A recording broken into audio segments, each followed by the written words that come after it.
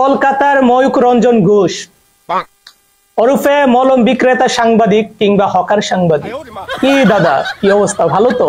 এই মুহূর্তে যে ব্রেকিং নিউজ এসেছে, একটা রোস্ট ভিডিও করলাম আর এতে আপনার প্যান্ট ভিজে গেল। তপন আহমেদ সম্পর্কে, এডিটর মায়ের বাপ সম্পর্কে আপনার কোনো আইডিয়া নাই। নুরান সিস্টার এবং ইউএস এর ডোনাল্ড ট্রাম্প এরা ভালো করেই জানে, এখন পর্যন্ত হয়তো এরা ভুলতে পারে নাই করোনা ভাইরাস।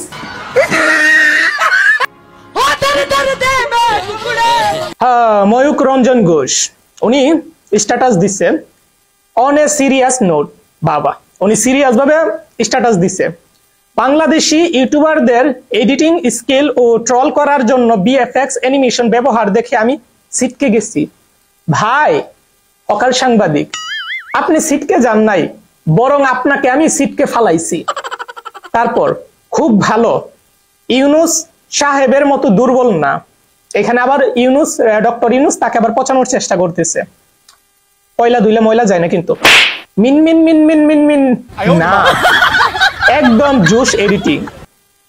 আচ্ছা দেখেন হকার সাংবাদিক ভাই, আমি আপনাকে নিয়ে যে এডিটের মায়ের ভিডিওটা বানাইছি না, রোস্ট ভিডিওটা, এইটা আমি সন্ধ্যার সময় শুটিং শুরু করছি, রাত 11টার ভিতরে সেটা আপলোড করে দিছি। সন্ধ্যা 7টা থেকে 11টা 4 ঘন্টা, পরবর্তী 3 ঘন্টা, 1 ঘন্টা তো পোস্টার টুস্টারে গেছে, 3 ঘন্টার ভিতরে এডিট করে ছেড়ে দিছি আপনার ভিডিও। আপনার পিছনে যে আমি সময় দিব, যে সময় দিব সেই সময়টা আমার নষ্ট, মানে আপনার পিছনে সময় দেওয়ার মতো সেই যোগ্যতাটাও আপনার নাই আমি মনে করি। আর তো আপনাকে নিয়ে যে আমি এডিট করছি সেটার জন্য আমার নিখুঁত এডিটের কোনো প্রয়োজন নাই। কারণ হচ্ছে ডাস্টবিনের যে মশা আছে না, সেই মশা তাড়ানোর জন্য আমাকে দামি কোনো ওষুধ লাগবে না। রাস্তার আশেপাশে যে লতা পাতা বন আছে না, সেইগুলোতে আগুন ধরাইয়া ধোঁয়া দিলে সেই ধোঁয়াতে কিন্তু ডাস্টবিনের মশা চলে যায়, দূর হয়ে যায়। আপনার ক্ষেত্রেও সেম। গজব বেইজ্জতি। আপনার ক্ষেত্রেও আমার নিখুঁত এডিটিং লাগবে না। একদম যেখানে আমার একটা এডিটর মারি বা ভিডিও করতে লাগে 3 থেকে 4 দিন, সেখানে আমি 3 ঘন্টায় করে ছেড়ে দিছি। কারণ আপনাকে আমার দরকার না এত নিখুঁত এডিটিং করা, সিম্পল ভাবে করে ছেড়ে দিছি। আর এতে আপনি একদম শেষ হয়ে গেছেন, প্যান্ট একদম ভিজে গেছে।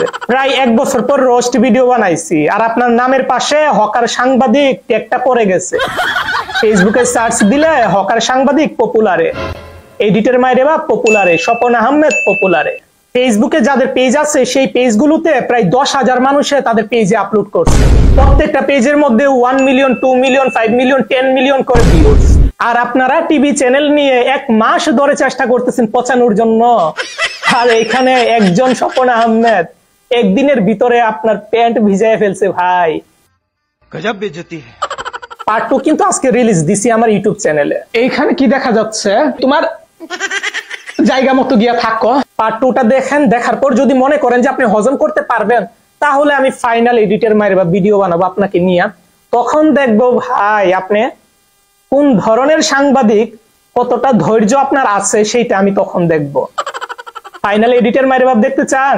দেখতে চাইলে একটা স্ট্যাটাস দিয়ে বললেন যে স্বপন বানাও, তোমার ফাইনাল এডিটের মায়ের বাপ দেখতে চাই। তারপরে ফাইনাল এডিটের মায়ের বাপ আপনার জন্য বানাবো, তখন দেখবো যে হজম করতে পারেন কিনা।